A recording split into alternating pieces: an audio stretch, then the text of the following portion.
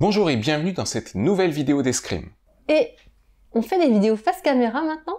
Comme tu vois, on essaye un nouveau format pour une nouvelle série sur l'arbitrage.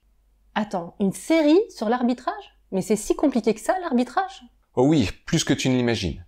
Et encore, dans cette série, on ne va pas entrer dans les détails. Le règlement change chaque année, alors c'est difficile de mettre en ligne une vidéo qui va rester des années et qui sera peut-être obsolète au bout de quelques mois. Donc, dans cette série, on abordera les généralités sans entrer dans les détails. Tu ne vas pas nous apprendre à arbitrer alors? Je ne suis pas sûre de bien comprendre l'intérêt de la série. En effet, ces vidéos n'ont pas vocation à remplacer une vraie formation en club. Elles vont permettre d'entrer de façon un peu ludique dans le monde de l'arbitrage et par un prisme différent de la vision du maître d'armes. Je dis du maître d'armes car c'est lui qui va vraiment former les arbitres au club, en plus de la formation théorique à faire seul et des stages. Et on s'adresse à qui? On s'adresse avant tout aux escrimeurs qui envisagent de devenir arbitre. Évidemment, tout le monde peut regarder la série, mais certains éléments pourraient être obscurs aux néophytes. On ne peut malheureusement pas entrer dans tous les détails et expliquer tous les termes. Et pourquoi j'aurais envie de devenir arbitre? Tirer, c'est quand même bien plus marrant, non? Avant tout, pas de compétition sans arbitre, donc il en faut. Dans la plupart des compétitions, chaque club doit fournir un ou des arbitres en fonction du nombre de tireurs engagés.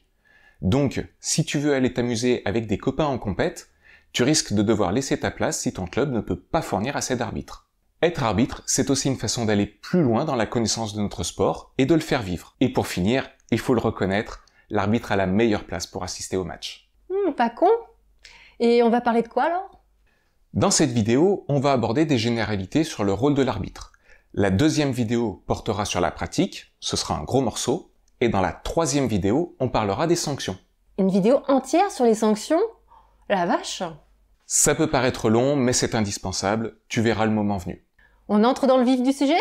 Très bien. Attends, les rôles et entre autres? Oui, l'arbitre a plusieurs rôles et on ne va même pas tout passer en revue. Est-ce que tu peux me citer un de ces rôles? Ah, déjà, je ne sais pas qu'il y en avait plusieurs.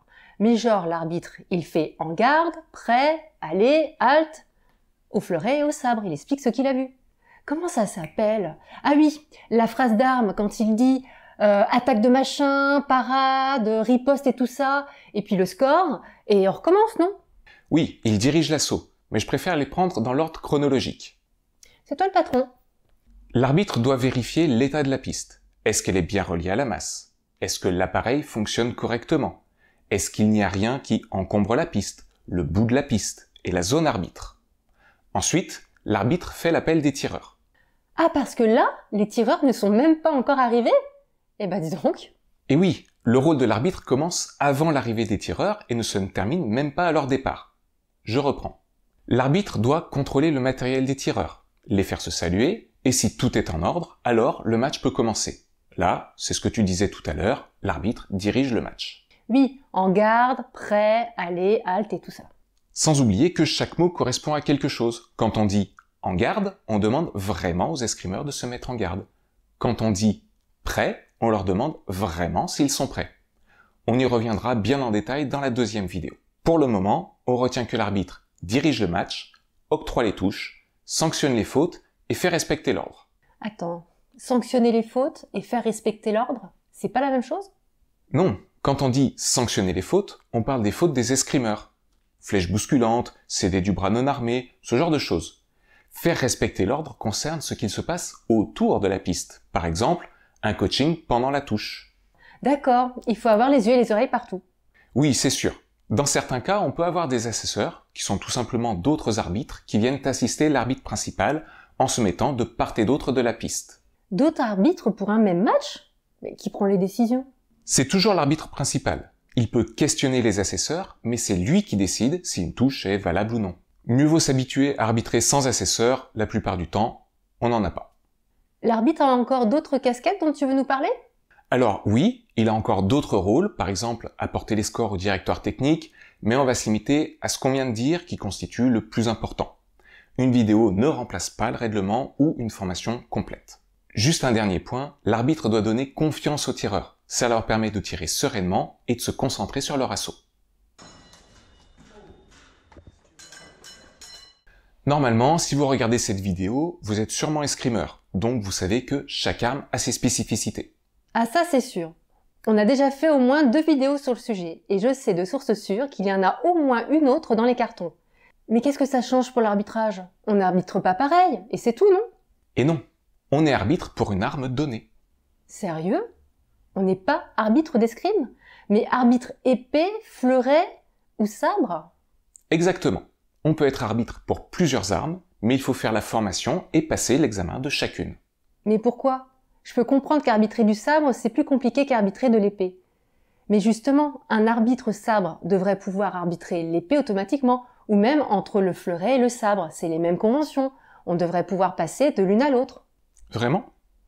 Il y a des tas de subtilités qui rendent chaque arme unique. Quel genre? Par exemple, entre le fleuret et le sabre.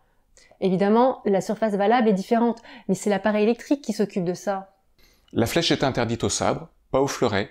Au sabre, on fait une pause d'1 minute quand un des deux tireurs a 7 points. Ah, mais c'est pas juste quelques détails qu'il suffit d'apprendre? Et comment tu prouves que tu connais ces détails? Ah, mais en passant l'examen spécifique de chaque arme. Donc tu dois tout connaître sur l'arme et savoir mettre en pratique.